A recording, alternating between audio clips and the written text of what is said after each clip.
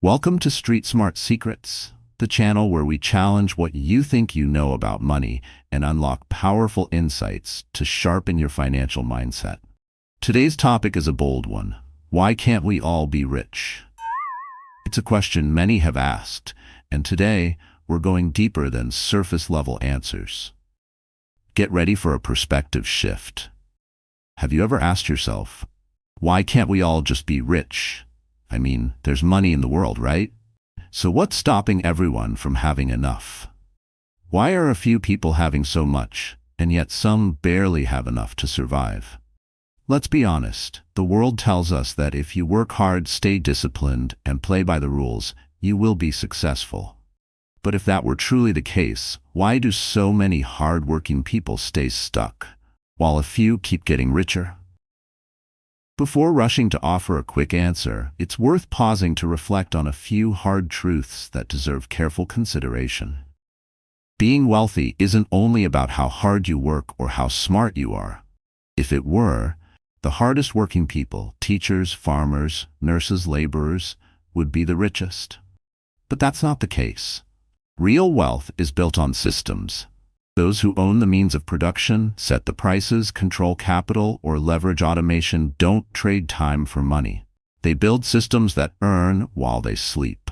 A system is a structured process, a repeatable, scalable framework that allows money, value, or opportunities to flow continuously with minimal direct effort. The wealthy don't just work for money. They create or tap into systems that make money work for them.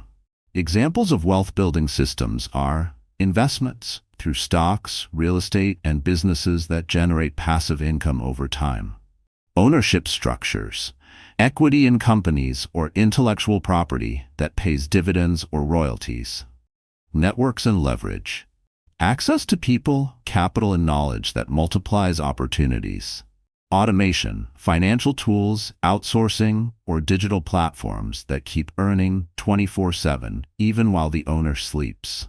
Another truth to consider is scarcity. Traditional economics theory teaches that the core of all economic problem arises because human wants are unlimited, while the resources available to meet those wants are limited.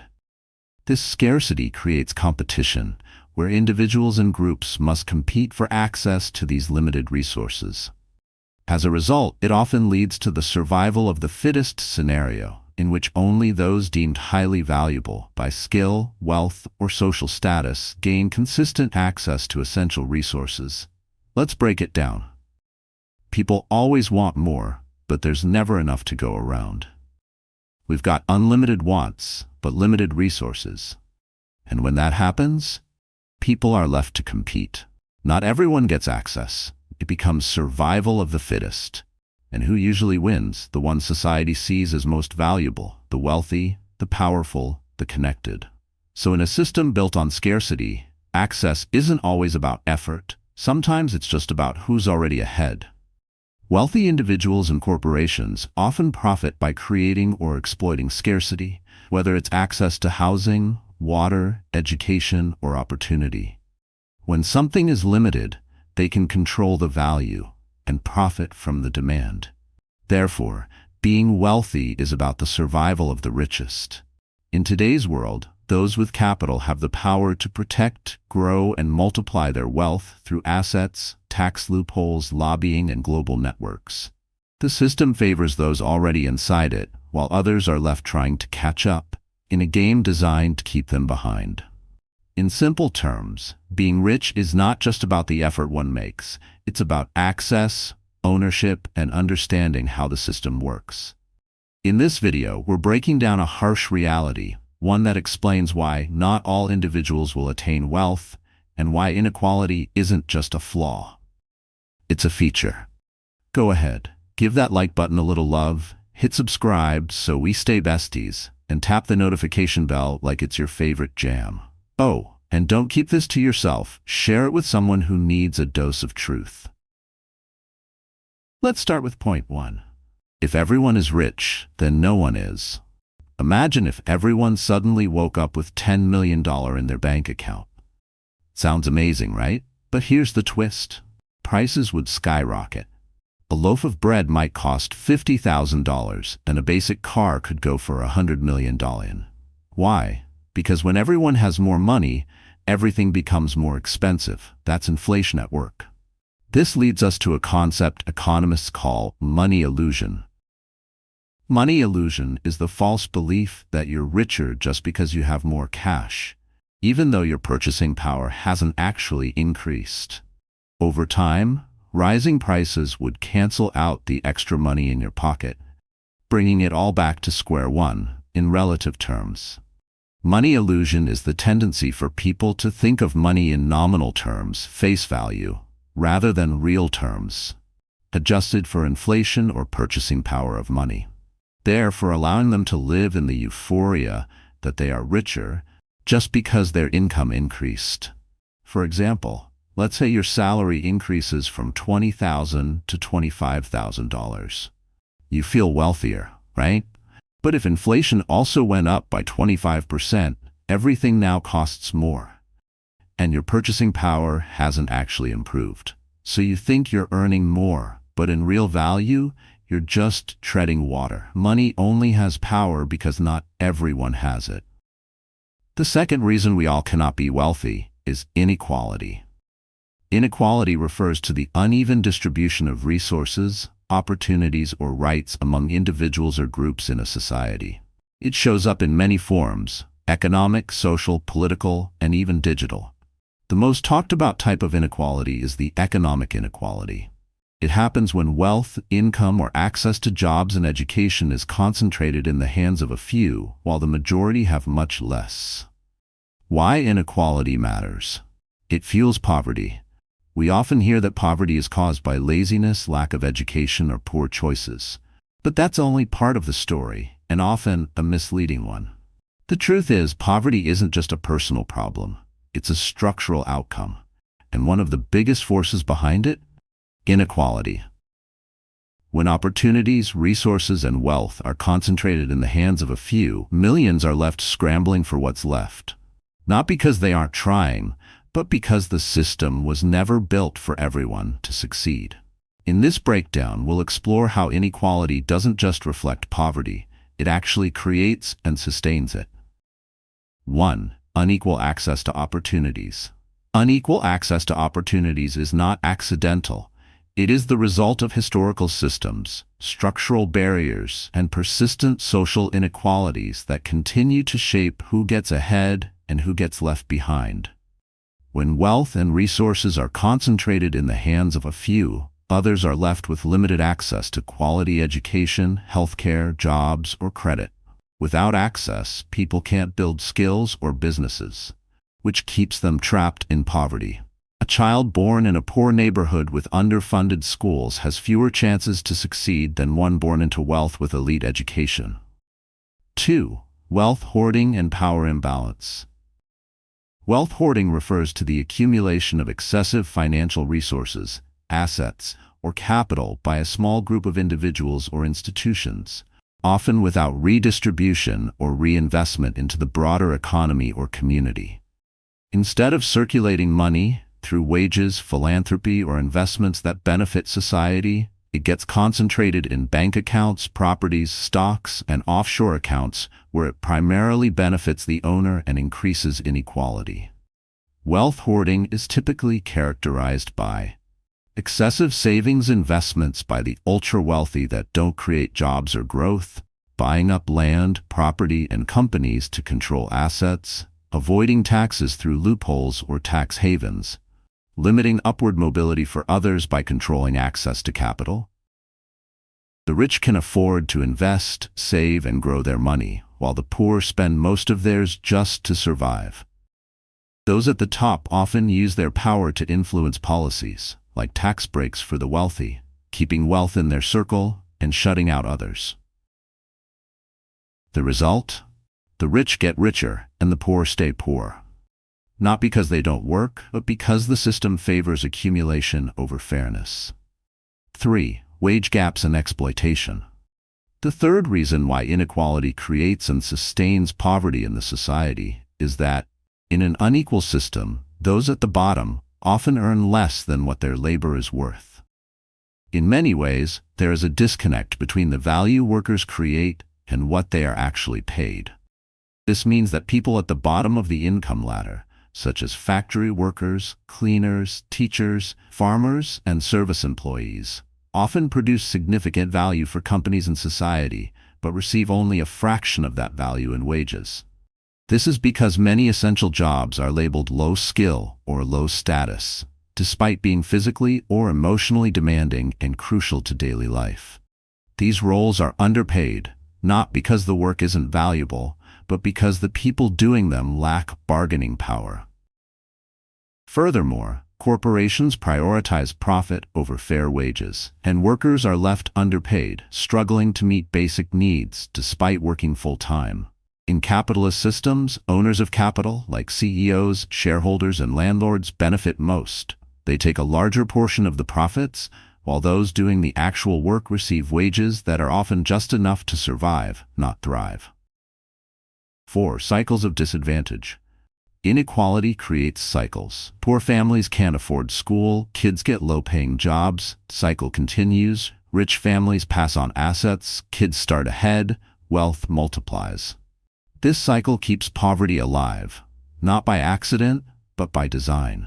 Inequality makes widespread wealth impossible. It restricts social mobility, making it harder for people to rise above the circumstances they were born into. Inequality and social mobility are deeply connected, meaning it prevents people from moving up in life, no matter how hard they work. As a result, individuals born into wealthy families often have an unfair advantage, like a built-in cheat code, compared to those born into poverty. Here's a clear breakdown of how inequality limits social mobility. 1. Unequal access to quality education. In unequal societies, the best schools are often only available to the wealthy. Poorer families are left with underfunded, overcrowded schools, limiting a child's chances of competing on an equal footing. If education is the elevator to success, inequality decides who gets to press the button. 2. Networking and social capital. Rich families can open doors through connections, internships, jobs, insider advice. Poorer individuals may be equally talented but lack the social circles that provide opportunities. It's not just what you know, it's who you know. And inequality controls that access. 3. Financial safety nets and risk-taking. Wealthy individuals can afford to take risks, start a business, relocate for a better job, or invest in skills. Poor families often can't take those risks because one failure could mean hunger or homelessness. Without a financial cushion, upward mobility becomes a dangerous gamble. 4. Generational wealth versus generational struggle. Wealth is passed down: homes, businesses, investments. Poverty is also passed down: debt, trauma, lack of access. Inequality ensures some start the race miles ahead, while others are stuck at the starting line or not even allowed on the track. In simple terms, inequality keeps the ladder of success in place, but pulls it up for some, while others are left climbing with no rungs. 3. Money is relative, not absolute. One of the key reasons why the realization of global wealth equality will be impossible is that the value of money is relative. It depends on scarcity and comparison, not just possession. When we say money is relative, we mean that the value of money depends on context, such as your location, your income level, the cost of living, inflation, and your personal needs or desires. To one person, being rich may mean to have 500 million in the bank. To another, it's financial freedom and peace of mind. True wealth might be time, relationships, or freedom, things not always tied to money. Therefore, not everyone will attain financial wealth, not necessarily because they lack opportunity or ability, but because not everyone is driven by the same motivation. While some people are inspired by money, others find purpose in creativity, service, spirituality, simplicity, or personal fulfillment. For many, the pursuit of wealth is not the ultimate goal. And that's okay. Human beings are diverse in values, passions, and definitions of success. Some are content with having just enough to meet their needs, while others chase financial abundance as a measure of freedom, power, or legacy. As a result, even in a system where opportunities exist, the distribution of wealth will never be uniform, because the desire to accumulate it simply isn't universal. So, in some ways, many people can be rich by their own standards, even if not everyone is financially wealthy. However, being wealthy means having more than others, more money, more assets, more access. If everyone had the same amount of wealth, then no one would actually be financially wealthy in comparison. It's like everyone getting first place in a race. Then, there's no first place anymore. Point 4. Humans are hedonistic. The fourth reason why we all won't be rich is found in the economic theory called hedonism. The concept of Homo economicus, as proposed in classical economic theory, posits that individuals are rational agents who consistently seek to maximize pleasure and minimize pain. However, due to significant variations in personal values, preferences, and decision-making processes, predicting how different individuals would respond to identical circumstances, such as receiving a $100 million windfall, remains inherently uncertain. To make it more explicit, Homo economicus, or economic man, is a theoretical model of human behavior. This model assumes that individuals are perfectly rational, self-interested, consistently utility-maximizing, able to make decisions based on full knowledge and logic. In simple terms, Homo economicus is a person who always makes smart money decisions to get the most benefit for himself. Though this concept has been flawed on different grounds, assuming we all are a typical economic man having $100 million each, and given that human behavior cannot be predicted as people respond to things differently, very quickly, some people will start to lose money, spending recklessly, making poor choices, falling for scams. Others will find ways to profit, buy assets, or start businesses. Gradually, new hierarchies are formed. Prices stabilize, but at insane levels. Eventually, wealth inequality returns, even after starting with the same amount. We'd see massive inflation, economic breakdown, job market collapse, and a reset of wealth inequality. The power of money lies in its unequal distribution. Its value fades when it becomes universally accessible. Point 5. Mindset. Let's imagine a world where the playing field is completely level. No privilege, no inherited wealth, no systemic barriers. Everyone begins with the same resources, the same opportunities, and the same starting point in life. Just imagine a world where every baby is born with the exact same start. No rich parents, no poverty, no legacy admissions, no struggling schools, just a clean slate. In this world, at the age of 18, every person is handed the same toolkit, a fixed amount of money, equal access to education, mentors and resources readily available, and most importantly, the freedom to choose their path. There's no family business to inherit, no old money to lean on, no systemic barriers keeping some down while lifting others up. Everyone stands at the same starting line. Some run fast, fueled by ambition, curiosity, and risk-taking. They invest, build, fail, learn, and build again. They see problems and solve them. They turn ideas into income, and income into assets. Others walk more cautiously. They play it safe. They focus on comfort, not growth. They spend more than they save, prioritize short-term pleasure over long-term reward. Fast forward 10 years. Some have built empires. Others are barely surviving. Yet they all started with the same resources. So what happened? It wasn't the money. It wasn't the education. It wasn't luck or inequality. It was mindset, decision-making, and the ability to delay gratification. It was knowing the difference between assets and liabilities. It was understanding that working smart often beats just working hard. Equality of opportunity doesn't always lead to equality of outcome. Even on a level playing field, some will rise higher, not because they had more, but because they did more with what they had. Because at the end of the day, when everything is equal, your choices become your biggest advantage. Working hard is great, but working smart, that's the real game changer. Hard work puts you in the game, but smart work gets you the trophy. In conclusion, In a world shaped by rising inequality, intense competition, and the unyielding dynamics of capitalism, financial wealth is not simply a reward for hard work or intelligence. It's the result of a deeply layered system, where timing, access, social class, geography, education, and inherited privilege all play a role in deciding who gets ahead, when, and how. While the narrative often celebrates individual effort, the reality is more complex. Some people are born into structures that accelerate wealth, while others are trapped in cycles that delay or deny it. Capitalism doesn't reward everyone equally. It rewards ownership, systems, and information. And in a game where not everyone begins at the same starting line, outcomes will never be the same.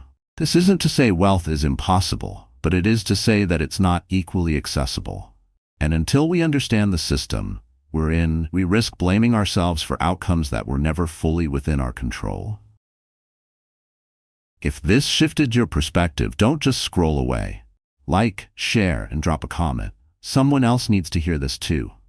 And remember, understanding how money really works is the first step to building true wealth, not just chasing numbers.